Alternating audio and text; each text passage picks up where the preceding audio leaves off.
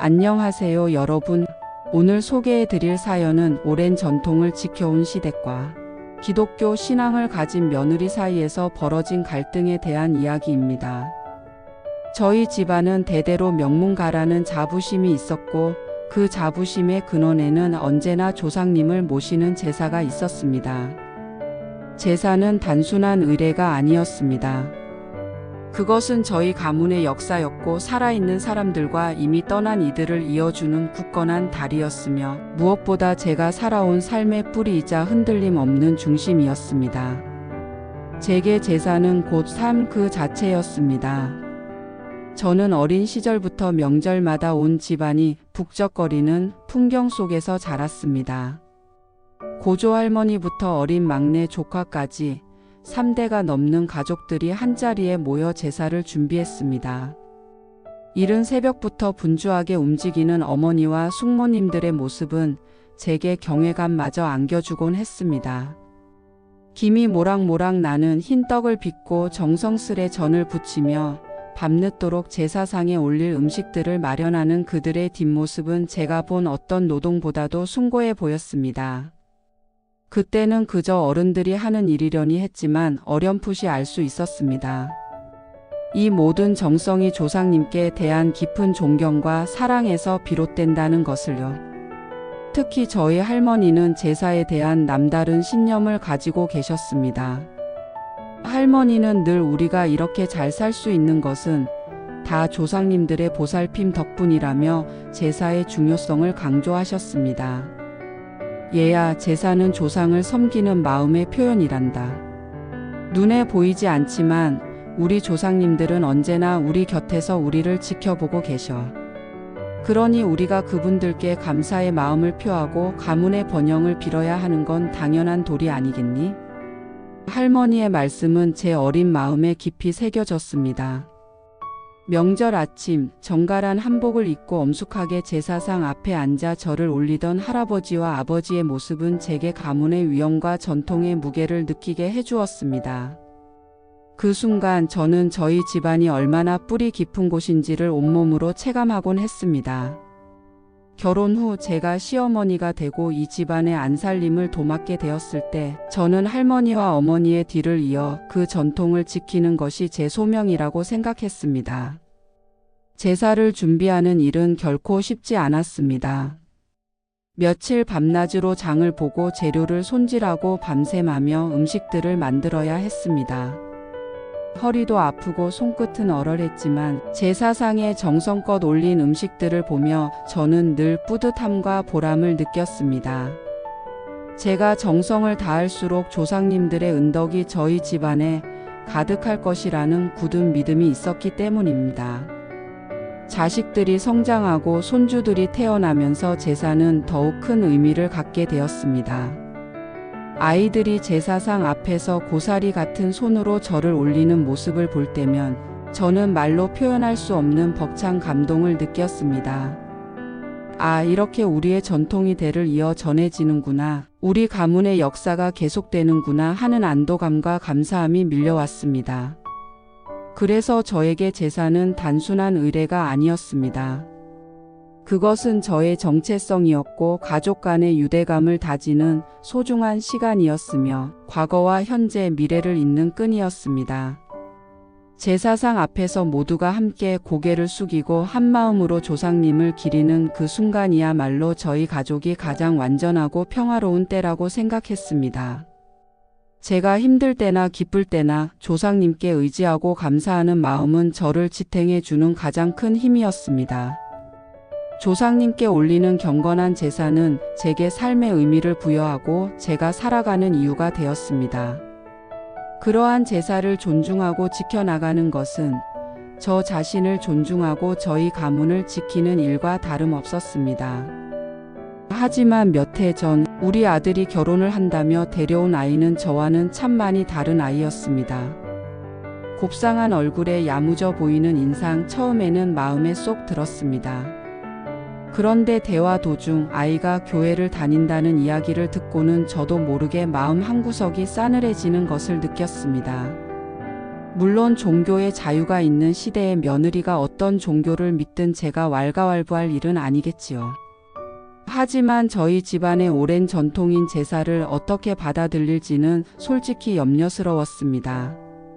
결혼 후 첫 명절 우려했던 일이 현실이 되었습니다. 며느리는 제사 준비는 물론 제사상에 절을 하는 것조차 완강히 거부했습니다. 어머니, 저는 크리스천이라 우상 숭배를 할 수 없어요. 며느리의 단호한 말에 저는 할 말을 잃었습니다. 온 가족이 모여 조상님께 예를 다하는 자리에 며느리 혼자 팔짱을 끼고 서 있는 모습은 제 눈에는 도저히 용납할 수 없는 광경이었습니다. 집안의 어른으로서 며느리의 종교를 존중해야 한다는 생각과 집안의 전통을 지켜야 한다는 생각이 충돌하며 제 마음은 복잡하기만 했습니다. 그때부터 명절만 되면 저희 집은 팽팽한 긴장감에 휩싸였습니다. 며느리는 제사 날이면 아프다는 핑계를 대거나 친정에 일이 있다며 빠지기 일쑤였습니다. 어쩌다 제사에 참여하더라도 묵묵히 한 구석에 앉아 있을 뿐 어떤 도움도 주지 않았습니다. 저는 며느리가 미웠지만 한편으로는 안타까웠습니다. 제가 억지로 제사에 참여하게 한다고 해서 며느리의 마음이 바뀔 리도 없었고 아들 부부 사이에 불화가 생기는 것도 원치 않았습니다. 하지만 그렇다고 해서 조상님께 대한 도리를 저버릴 수도 없었습니다. 저희 집안에 며느리가 들어온 후 저는 매일매일이 살얼음판을 걷는 듯 했습니다. 그 아이는 제사에 대한 완고한 거부 의사를 보인 첫 명절 이후로 더욱 노골적으로 저희 집안의 전통에서 선을 긋기 시작했습니다. 처음에는 제사에 참여하지 않으려 애를 썼다면 이제는 저희 집안의 중요한 대소사에도 제멋대로였습니다. 며느리의 교회 우선주의는 제 상상을 초월했습니다. 저희 집안에 중요한 가족 모임이 있거나 저나 아버님께서 병원에 입원하시는 등 위급한 상황이 생겨도 며느리는 늘 어머니, 제가 주일에 교회 예배를 빠질 수는 없어요. 라는 말을 반복했습니다. 일요일은 며느리에게 오직 교회만을 위한 날이었고 그 외의 모든 것은 후순위로 밀려났습니다. 시동생의 아들이 돌을 맞이했을 때 온 가족이 모여 축하해 주는 것이 당연한 도리였지만 며느리는 어머니 예배가 너무 중요해서요. 잠깐 들렀다가 예배에 가야 할 것 같아요. 라며 허둥지둥 왔다가 얼굴만 비추고는 사라졌습니다. 다른 친척들이 며느리의 행동에 수군거리는 소리가 제 귀에 다 들려왔습니다. 요즘 젊은 사람들은 다 저렇다지만 그래도 정도가 심하네. 종교가 뭔데 시댁 식구들보다 중요하냐. 같은 말들이 저를 더욱 괴롭게 만들었습니다. 마치 제가 며느리 교육을 제대로 시키지 못해서 벌어진 일인 양 모든 비난이 제게로 향하는 듯 느껴졌습니다. 저는 며느리가 가족보다 자신의 종교를 더 중요하게 생각하는 것 같아 서운함과 함께 깊은 소외감을 감출 수 없었습니다. 가족이란 무엇인가요? 함께 기쁨과 슬픔을 나누고 서로의 곁을 지켜주는 존재 아니겠습니까? 그런데 며느리는 마치 저희 가족을 자신과는 아무런 상관없는 존재처럼 대하는 것 같았습니다. 그럴 때마다 제 마음속에는 답답함과 서운함, 그리고 미움이 그림자처럼 드리워졌습니다. 며느리가 저희 집안의 중요한 전통을 무시하는 것 같아 화가 나기도 했고, 가족의 일원으로서 함께하지 않는 며느리에게 버림받은 듯한 기분이 들기도 했습니다. 가장 견디기 힘들었던 것은 아들의 태도였습니다. 저는 며느리의 행동에 대해 아들에게 여러 번 이야기했습니다. 얘야, 내 아내가 왜 저러는 것이냐?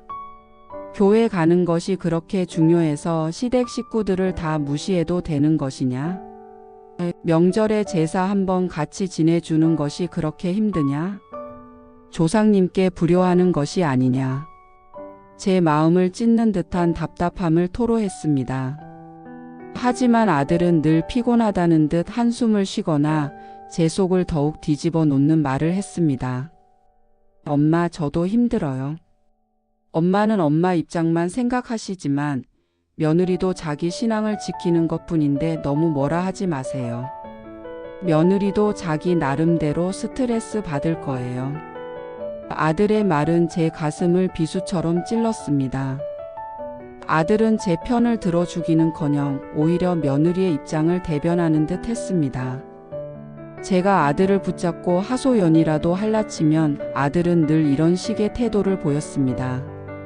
엄마, 저 요즘 회사 일 때문에 너무 바빠요. 그런 문제로 자꾸 저 힘들게 하지 마세요. 혹은 엄마랑 아내랑 둘이서 잘 해결해 보세요. 전 중간에서 이러지도 저러지도 못하겠어요. 아들의 이러한 수동적인 태도와 책임 회피는 저를 더욱 절망스럽게 만들었습니다. 제가 아들에게 기대했던 것은 며느리를 이해시키고 중재하는 역할이었습니다. 하지만 아들은 그저 양쪽의 갈등을 외면하고 자신의 피곤함만을 호소할 뿐이었습니다. 심지어 어떤 날은 엄마, 솔직히 요즘 누가 다 제사 지낸다고 그래요? 그냥 간단하게 차례 지내고 끝내는 집들도 많아요. 라며 제사의 의미 자체를 부정하는 듯한 말을 서슴지 않았습니다. 그때마다 저는 아들이 며느리에게 완전히 물들었다는 생각에 피가 거꾸로 솟는 기분이었습니다. 제가 평생을 지켜온 가치와 전통이 아들의 입에서 이렇게 가볍게 여겨지는 것이 너무나도 슬펐습니다. 아들은 저희 집안의 장남으로서 며느리와 저 사이의 갈등을 해결해야 할 가장 중요한 역할을 가지고 있었습니다. 하지만 아들은 그 역할을 제대로 수행하지 못했습니다. 아니, 어쩌면 아들 스스로도 그 역할을 감당할 능력이 없었는지도 모릅니다. 며느리의 강고한 신념 앞에 아들은 속수무책으로 무너지는 듯 보였습니다. 아들은 제가 며느리에게 한마디라도 하면 며느리의 눈치를 보며 안절부절 못했고, 심지어 며느리 몰래 제게 엄마, 그냥 참아주세요. 제가 나중에 아내한테 잘 말해볼게요. 라며 저를 달래기만 했습니다. 하지만 그 나중에는 단 한 번도 오지 않았습니다. 아들의 회유는 결국 갈등을 봉합하는 것이 아니라 잠시 미루는 것에 불과했습니다. 저는 아들에게서 어떠한 희망도 찾을 수 없었고, 이 문제에 있어서만큼은 아들이 제 편이 아니라는 사실에 깊은 외로움을 느꼈습니다. 이러한 상황이 반복될수록 제 마음속에는 며느리에 대한 미움만큼이나 아들에 대한 실망감이 커져갔습니다. 제가 평생을 바쳐 키운 아들이 이렇게 무기력하고 나약한 모습으로 제 고통을 외면하는 것이 너무나도 야속했습니다. 밤마다 저는 잠을 이루지 못했습니다. 명절이 다가올 때마다 미리부터 스트레스를 받기 시작했습니다. 제사를 준비하는 것도 힘든데 며느리와의 갈등까지 해결해야 한다는 생각에 온몸이 쑤시고 머리가 지끈거렸습니다.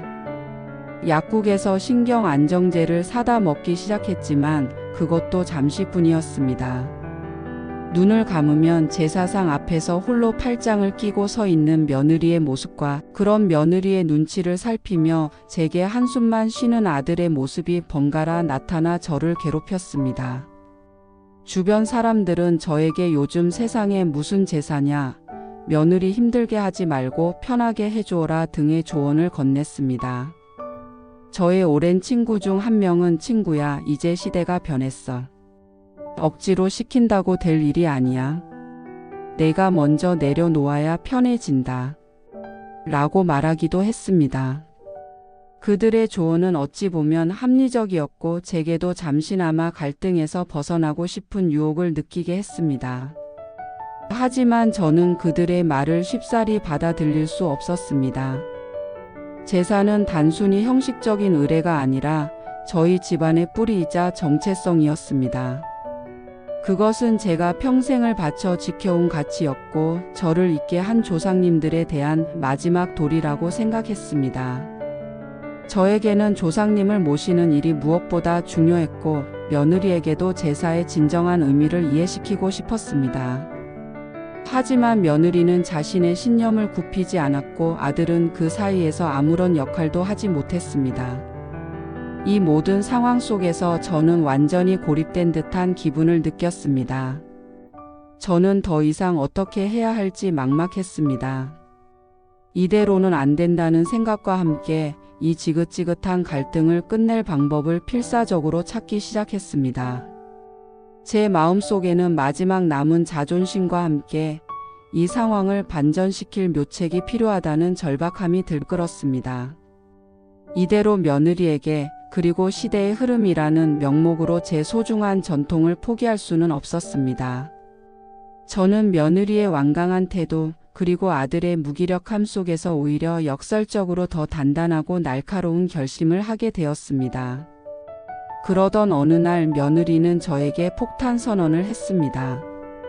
어머니, 이번 추석부터는 제사에 참여하지 않겠습니다. 대신 저와 남편은 교회에서 추수감사절 예배를 드릴 거예요.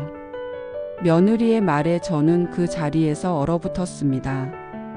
명절에 제사에 참여하지 않겠다는 것도 모자라 자신들의 종교 행사를 우선시하겠다는 며느리의 태도는 저에게는 충격이었습니다. 저는 더 이상 참을 수 없었습니다. 수년간 쌓였던 서운함과 분노가 한꺼번에 터져 나왔습니다. 아가, 너는 우리 집안에 시집 왔으면 우리 집안의 법도를 따라야 하는 것이 아니냐? 조상님께 제사를 지내는 것이 그렇게도 싫으냐? 내가 그렇게 교회가 좋으면 차라리 교회를 내 친정으로 삼아라. 저의 목소리는 격앙되어 있었고 손까지 부들부들 떨렸습니다. 며느리는 제 예상과는 달리 당황한 기색 없이 저를 빤히 쳐다보며 말했습니다. 어머니, 제가 틀린 말을 한 건 아니지 않습니까? 저는 제 신앙을 지키고 싶을 뿐입니다. 며느리의 뻔뻔한 태도에 저는 더 이상 대화가 통하지 않는다고 생각했습니다. 그날 밤 저는 밤새도록 잠을 이루지 못했습니다. 며느리와의 갈등은 이미 돌이킬 수 없는 지경에 이른 것 같았습니다. 제가 며느리의 종교를 이해하지 못하는 것일까? 아니면 며느리가 저희 집안의 전통을 너무 무시하는 것일까? 수많은 생각이 제 머릿속을 맴돌았습니다. 그때 문득 제 머릿속을 스치는 생각이 있었습니다. 그래, 내가 틀렸다. 다음 날 아침 저는 며느리를 불렀습니다. 며느리는 잔뜩 긴장한 표정으로 제 앞에 앉았습니다. 저는 며느리의 손을 잡고 조용히 말했습니다. 아가, 어젯밤에 내가 너무 심하게 말해서 미안하다. 내가 교회를 다니는 것은 알고 있었지만 제사 문제로 너를 너무 몰아세웠던 것 같구나. 내 마음을 헤아리지 못하고 내 생각만 고집했던 것을 이제야 깨달았다. 며느리는 제 말에 놀란 듯 눈을 크게 떴습니다. 저는 잠시 숨을 고르고 말을 이어갔습니다.